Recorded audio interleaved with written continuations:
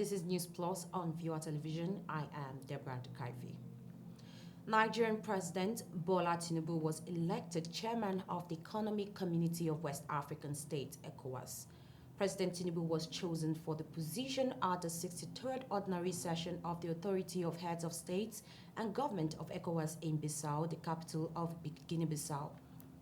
Tinubu, who is the latest entrant into the exclusive club of heads of states in West Africa, enthusiastically accepted the honor on behalf of Nigeria with a solemn pledge to bear the responsibility of the office and run an inclusive administration of the regional organization.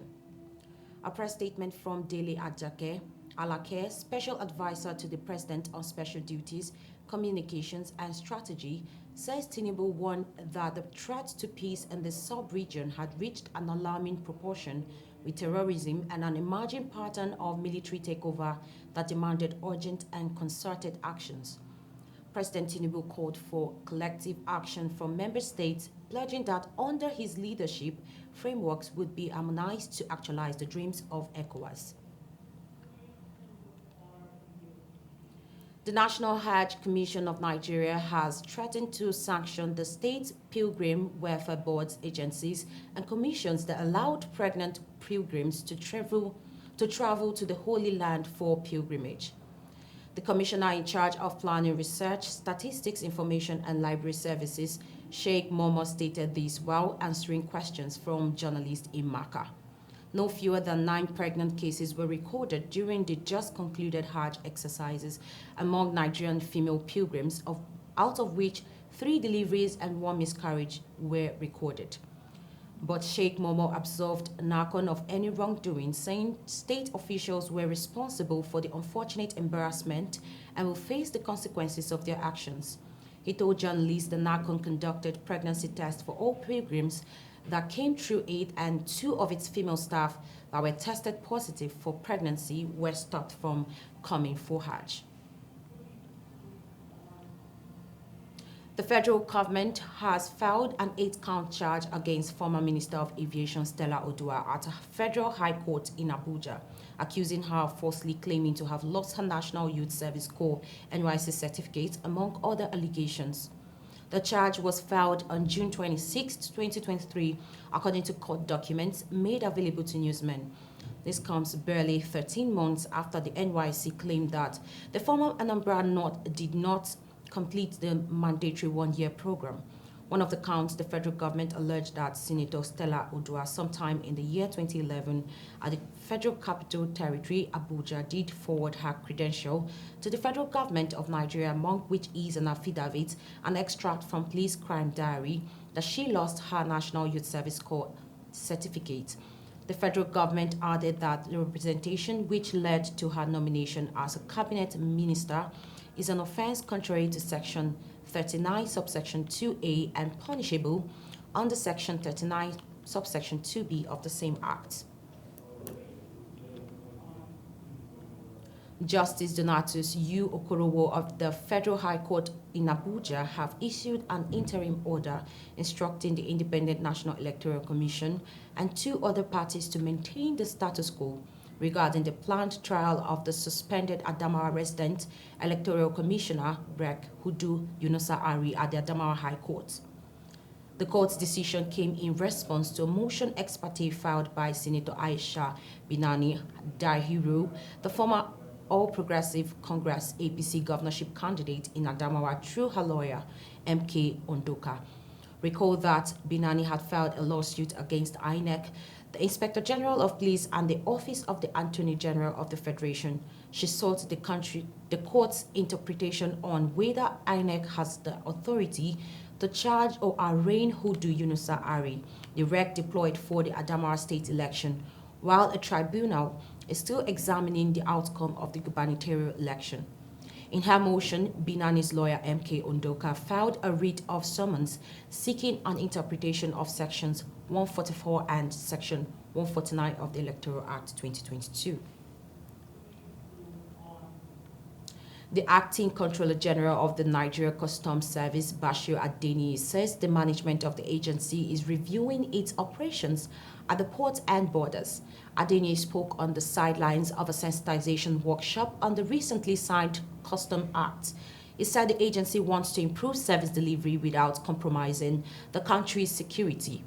The acting CG disclosed that there are still cases of petrol smuggling, but they cannot afford to let saboteurs take over the economy, adding that the new custom laws would allow them to use technology to enhance their operations. An Igbo socio-cultural group, Ohanaeze Ndigbo, has accused the self-proclaimed separatist Simon Ekpa of using the pro-Biafra struggle and detained leader of the indigenous people of Biafra, IPOB, Nnamdi Kanu, to enrich himself at the expense of life, property, and well-being of Ndigbo. The group also accused the Finland-based Ekpa of playing the script of enemies of Igbo land, having allegedly received huge sums of money to destabilize the region and undermine its progress.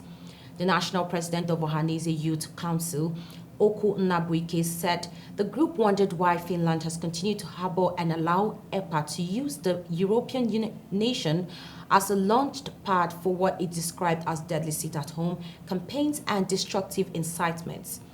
It describes EPA's sit-at-home orders as part of an ordeal to destroy the economy and social life of the Southeast region. We'll be going on a quick break, and when we come back, News Plus continues.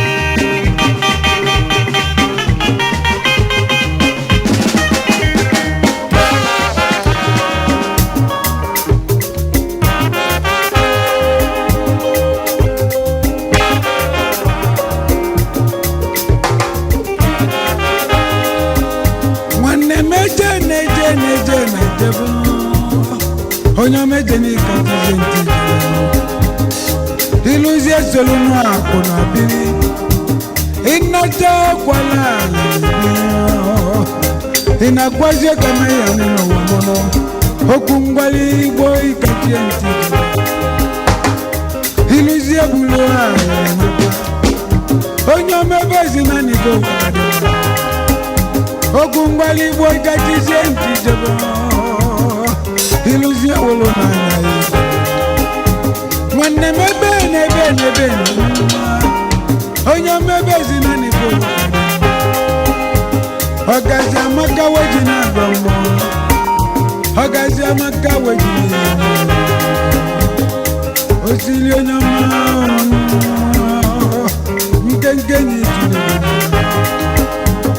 Ekeke na logika isabalo Aji ashagata na mulu Sadebeno Aji asadebe beneno Asadebe na ya mulu Obi amuze no chini mo sadebe mo namo na Mwane mebe namo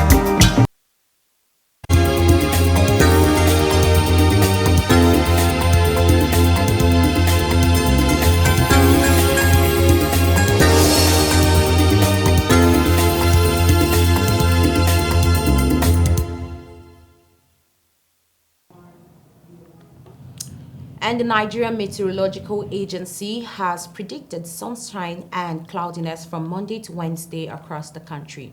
NIMET's weather outlook released on Sunday in Abuja forecast sunny atmosphere on Monday with patches of clouds over northern region with prospects of morning thunderstorms over parts of Taraba, Adamawa, Sokoto, Zamfara, Kebbi and Kaduna states. According to the agency, there are prospects of thunderstorms over parts of Kaduna, Taraba, Adamawa, and other northern states later in the day.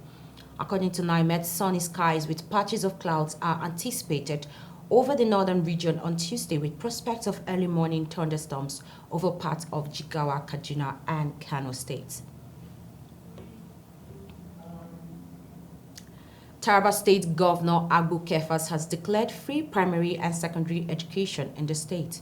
The governor made the declaration in the local government area of Taraba State when he paid an impromptu visit to some government primary and secondary school in the state. The report, let's take a look. Free of charge starting from the next academic term. The governor, who was speaking in Ukari when he paid an impromptu visit to some primary and secondary schools, as he assured the students and pupils of quality education standards, adding that his administration will ensure the provision of a conducive environment for them to learn. Kefas disclosed that the education sector in the state will be upgraded to standard and urged the students to concentrate on their studies in order to achieve good results. By the grace of God, we'll return to school, back to boarding school.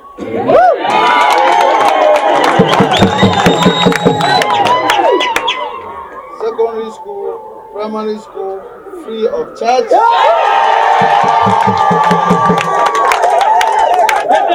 So, no excuse when under the tree, going to that side or moving on the road that they drove you from school because of school fees. Next time, no school fees.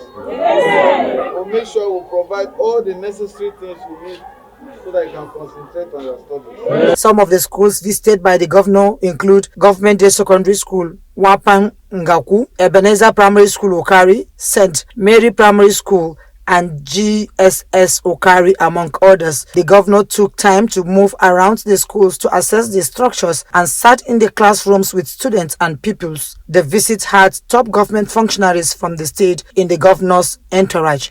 Linda Guana, VOA TV News, Jalingo.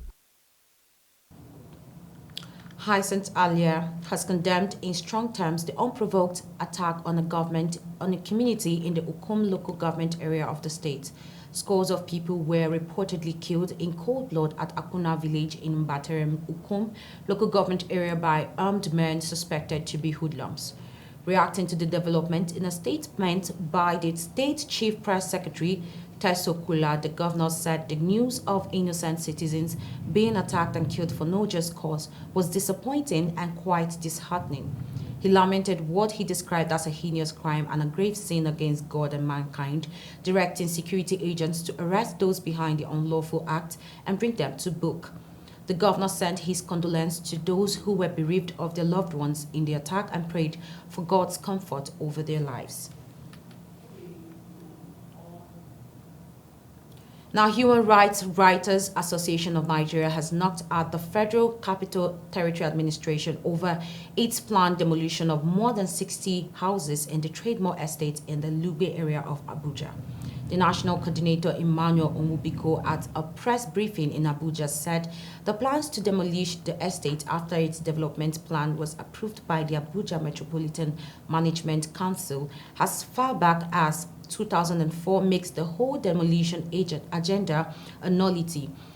The group added that the FCTA Permanent Secretary Olushade Adesola must immediately stop all plans to demolish the approved estates and added to the poll of 28 million Nigerians lacking access to the decent and affordable housing, according to estimates by the Federal Mortgage Bank of Nigeria. The group also expressed concerns over the recurring collapse of buildings within Abuja, saying the latest collapse of a building in the Life Camp area of Abuja again reinforces the fact that the FCTA officials are grossly indulging in compromise. The Governorship Election Petition Tribunal in Ibadan has adjourned hearing of the application by Allied People's Movement Party seeking to withdraw the petition challenging Makinde's victory to Thursday. The APM had approached the tribunal to challenge the Independent National Electoral Commission (INEC) declaration of Makinde of People's Democratic Party as winner of March 18 governorship election after polling 563,756 votes. Other respondents in the petition are the PDP and INEC. At the Monday proceedings, the APM counsels Mr. H. Bello informed the court that the case was slated for hearing but just discovered during his preparation for the hearing that the petitioner APM had congratulated Makinde and his party. Bello said that the petitioner had lost interest in the outcome of the petition, and based on this reason, he was instructed by the party's national chairman to file an application for the withdrawal of the petition. As the indigenous people of Biafra sit-at-home violence intensifies, the national president of the Arewa Youth Consultative Forum, Yerima Shetima, has called on southeastern state governors to take measures in protecting the lives and properties of northerners living as minorities in southeastern communities of Nigeria. The president of the forum, Yerima Shetima, made this known during an exclusive interview with our news correspondent in Kaduna.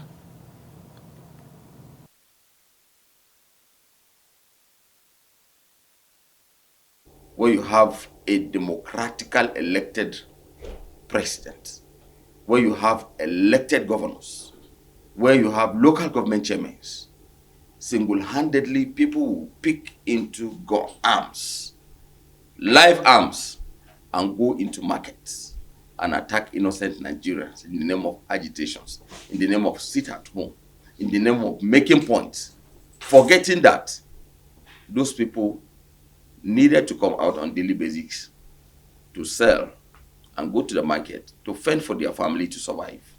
Then suddenly somebody will bring out gun on the day broad light and be shooting in the name of some people who refuse to comply with sit-at-home order.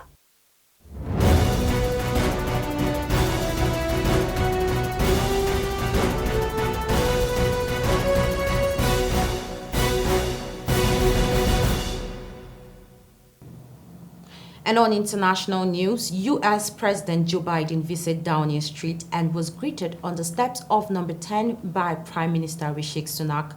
It was the American's leader's fifth meeting with Sunak in as many months and sixth overall.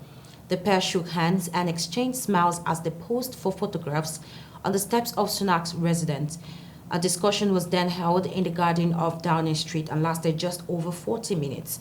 Sunak said the pair would continue talks on how the UK and US can strengthen cooperation and joint economic security to the benefit of its citizens.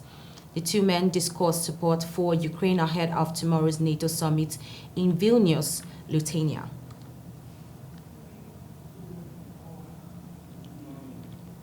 Turkish President Recep Erdogan says his country might approve Sweden's membership in NATO if European Union nations open the way to Turkey's bid to join the EU. Erdogan publicly linked Sweden's membership in the Western Military Alliance and his country's long-stalled application to become part of the EU for the first time before departing Ankara for a NATO summit that starts Tuesday in Lithuania's capital. He told U.S. President Joe Biden during a phone call that Turkey wanted a clear and strong message of support for Turkey's EU ambitions from the NATO's leaders meeting in Vilnius, according to his office. The White House readout of the Biden-Erdogan call did not mention the issue of Turkish membership in the EU.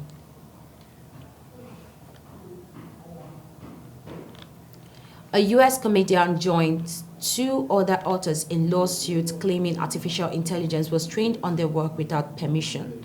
The U.S. comedian and author Sarah Silverman is suing the ChatGPT developer on OpenAI and Mark Zuckerberg's Meta for copyright infringement over claims that their artificial intelligence models were trained on her work without permission. Silverman has filed the suit against two authors, Christopher Golden and Richard Cadre, in which they claim the AI models developed by OpenAI and Meta used their work as part of their training data. The suit claims the author works were obtained from the shadow library sites that have long been of interest to the AI training community. North Korea denounced a move by the United States to introduce a nuclear missile submarine to waters near the Korean peninsula, saying it creates a situation that brings a nuclear conflict closer to reality. North Korea also claimed U.S. reconnaissance planes recently violated its airspace near the East Coast, quoting an unnamed spokesperson of its Ministry of National Defense. The moves by the United States to introduce strategic nuclear assets to the Korean peninsula is a blatant nuclear blackmail against North Korea and regional countries and presents a grave threat to peace, KCNA said. The comments come amid tensions between US and North Korea as the North has intensified its missile launches in recent months, with some triggering emergency warning systems in parts of Japan.